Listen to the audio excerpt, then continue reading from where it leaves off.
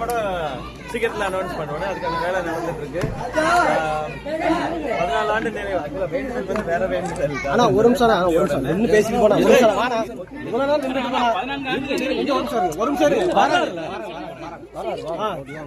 சொல்ல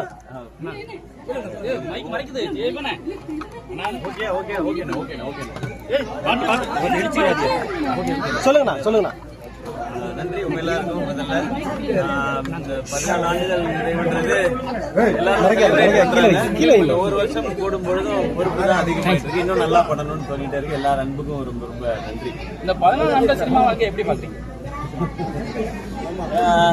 நிறைய கொடுத்துருக்கு. இதுல நிறைய கஷ்டங்கள் போராட்டங்கள் இருக்கும். பட் அதை தாண்டி மக்கள் கொடுத்த அன்பு மட்டும் தான் நான் அதை மட்டும் தான் பார்க்கணும்னு நினைக்கிறேன். அதுக்காக இன்னும் உழைக்கணும்.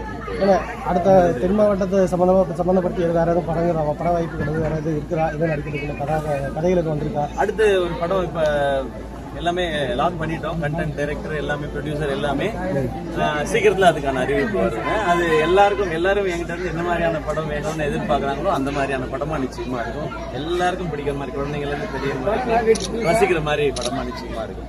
விஜய் படம் கதை ஜனநாயகன் படம் வந்து இன்னும் ரிலீஸ் ஆகல. சீக்கிரம் வரும்.